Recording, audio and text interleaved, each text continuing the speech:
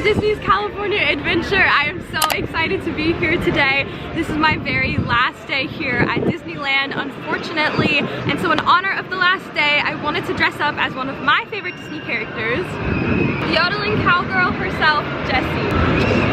So we've been here for a little bit already. We started our day with the Animation Academy where you draw the characters, and we wanted to do it again because we could draw Oogie Boogie, and in honor of Oogie Boogie Bash and like this whole, I feel like a huge theme of the trip is Oogie Boogie, I thought it'd be so fun. So we did that, and I actually was pretty proud of how mine turned out. And then we went on over to Avengers Campus. We saw Sam, and I learned that he is now the new Captain America. Did not know that. Any like Marvel question I have, I'll ask my friends, and they've just been educating me throughout the trip. So we did Guardians of the Galaxy Mission Breakout because we wanted to do it without the Monsters After Dark overlay, and it was really fun. And I think I actually like the regular Guardians of the Galaxy more than the Halloween version, but I really like both. I feel like I appreciate both of them for different reasons. And then we decided to eat at the Pym Test Kitchen because we haven't eaten there yet and we've been meaning to. So I got the Pimini sandwich, which was really, really good. It's like salami and ham and like a tomato spread. You dip it in marinara sauce. It was way more filling than I thought. So right now I'm like really full, which is good, but also not good because there's so much more food that I really wanted to eat. And so now we're gonna go to Pixar Pier because since I'm wearing my little Jessie outfit, I have to meet Jessie and ride her carousel.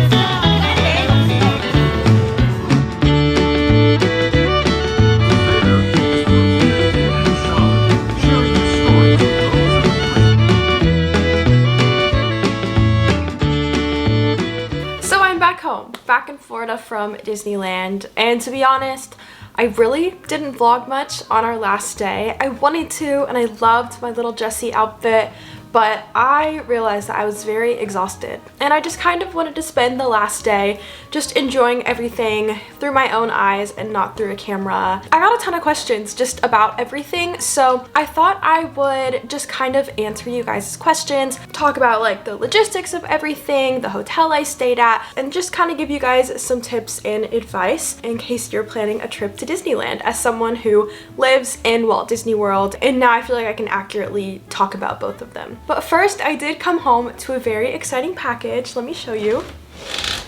I came home to some new cases from Casetify, who is actually the sponsor of today's video. So I thought I would show you guys really quick. These are the cutest cases, perfect for fall. They're part of their cottagecore collection. This is what I have on my phone right now. I think it's so fun. There's a disco ball. The next one I got is this little flower case. The next one I got is this little strawberry case. And then the last one is this little mushroom case. And so Casetify's iPhone 14 cases are now embedded with EcoShock, their latest protection technology that allows the cases to be 20% more protected. It also allows the cases to have a drop height up to 11.5 feet, and it allows the cases to be 5 times the military standard, all while maintaining the sleekness and slimness of the phone case. And Casetify has also worked with over 300 artists from all around the world, forming a diverse and multicultural community that links people together to really express themselves in the form of art. So one artist that I really was drawn to was Jess Miller. She created the little mushroom case, and all of her designs are infused with bright just pops of color and fun textures. They're really cool, so definitely go and check her out. Casetify is also just super dedicated to sustainability, so their phone cases are made with 65% recycled and plant-based materials. My favorite thing about Casetify is their drop protection. So I'm gonna go drop my phone and we're gonna see if my phone is still protected. This is my real iPhone and this is the case.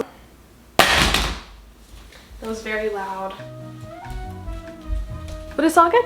So whether you're upgrading your iPhone or not, you can head to casetify.com to check out their iPhone 14 cases, iPhone 13 cases, or earlier devices. And if you go to casetify.com/enchanted, you can save 15% off of your order. I'll put a link in the description box below, and a huge thank you to Casetify for sponsoring this video. So now I'm gonna go on my Instagram and answer some of the questions you guys had. And then if you have any more questions that I didn't answer, feel free to comment them down below and I'll try to get back to you there. Did you buy anything? If so, what did you get? I actually didn't really buy that much. I think because a lot of the Disneyland merch is very similar to the Disney World merch, and I'm always buying merch here, so I didn't really feel compelled to buy anything, but I did buy this sweatshirt. I'm obsessed with it. It says Disneyland. You can get it in Disney World too, but I don't know. I love the Disneyland like font. It's so cute. So I got this, and then I also got a Disneyland t-shirt. So it looks like this. I think the color is just so cute. Radiator Springs Racers or Test Track? Oh,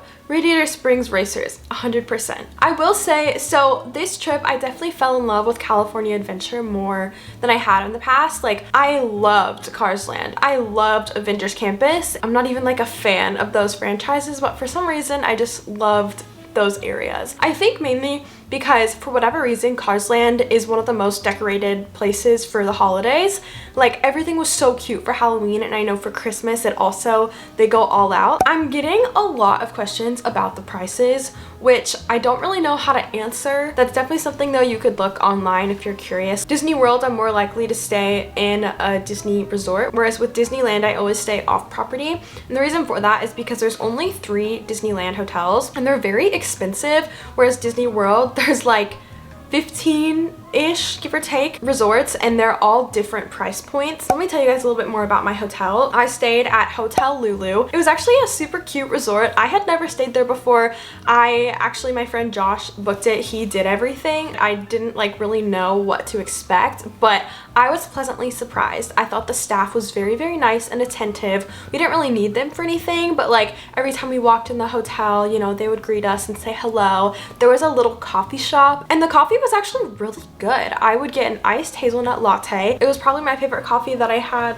all trip. I felt very safe in the hotel, and our hotel was a 7-minute walk from Disneyland. So yeah, overall, I loved our hotel. My camera died, so let's do this again. How long were the wait times without Genie Plus? The wait times were pretty long. They weren't insane. It was maybe about 30 minutes to an hour for every single ride. We went in the middle of September, so I was just expecting it to be like empty, and it wasn't. For the time of year we went, and like people always say Disneyland is just locals and it's empty, it was not empty. And another thing I realized is that Disneyland, specifically Disneyland, not California Adventure, the park is very, very narrow, so it felt like way more crowded than Walt Disney World. It's probably the same crowds that I'm used to, but everything is so squished together that like I'm constantly like running into people and trying to get out of people's way. Like, it was crazy. So that's also a big reason I didn't vlog a ton, because I was constantly just being like surrounded by people. Disney World, I could leisurely stroll through the park most days of the year. What is the best ride in each park? My favorite rides overall were in Disneyland. I loved Haunted Mansion Holiday.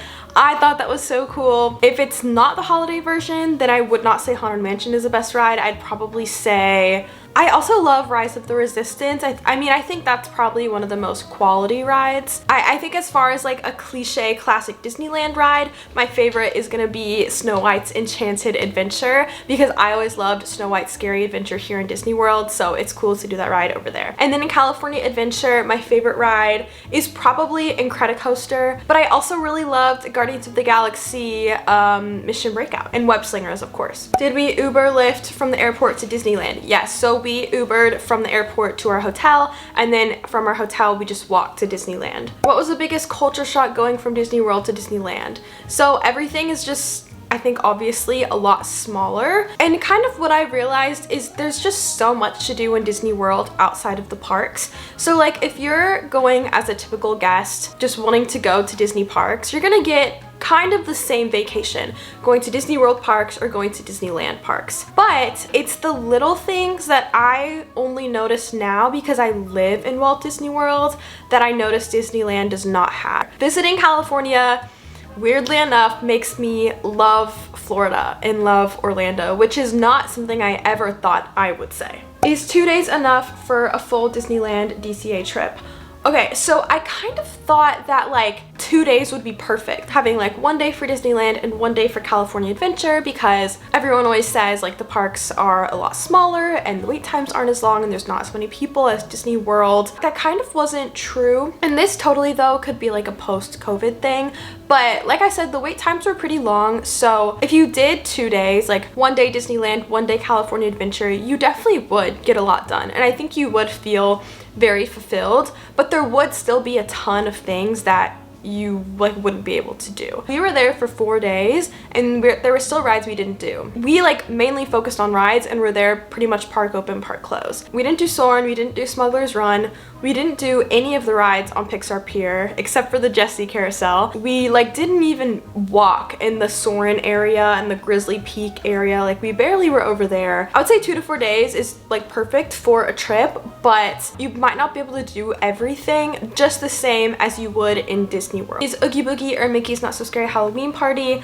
I think Mickey's Not So Scary Halloween Party is a lot better. Oogie Boogie Bash is really just character based. If you are like trying to decide between the two, if you want to see the really cool like rare characters like Ernesto de la Cruz or Sid or who else? Bruno, stuff like that. If you really care about the characters, then go to Oogie Boogie Bash. But if you care more about like the entertainment, like the Hocus Pocus show, like Halloween fireworks, like that kind of stuff, then I would say do Mickey's Not So Scary Halloween Party. Although the characters are really cool to see, that really is kind of all they had. Like there wasn't a fireworks show, there wasn't a castle show, there were no dance parties. Both parades were both equally really good. I'm really glad I went to Oogie Boogie Bash, but I think there's just more to do during Mickey's Not So Scary Halloween Party. And then how is the food compared to Disney World? Disneyland definitely does have better food than Disney World, but I think when I say better, it's more like they have like a better special edition type food. Like for Halloween time, they have the pumpkin spice churros. That's so cool. I'm gonna say I think Disneyland, they really just have more of like the Instagrammable type food, but like at the end of the day, it's still theme park food. The best food I had was definitely the birria tacos from Pacific Wharf. Those were so good. We did have them here temporarily for like a month. So overall, I've concluded that I really thought like the grass is greener on the other side. There are so many things about Disneyland I like wished we had here at Walt Disney World, but I love Walt Disney World and I'm so thankful it is the way that it is. There is a few things Disneyland does better, like the characters and the food, but at the end of the day, the grass is always greener on the other side. And I think both parks are lovely. If you have any more questions, then just comment down below. Overall, I had a great trip to Disneyland. I hope to go back. And yeah, huge thank you again to Casefy for sponsoring this video. You can go to casefy.com/EmilyEnchanted to save 50% off of your order, and I'll see you guys in the next video. Bye!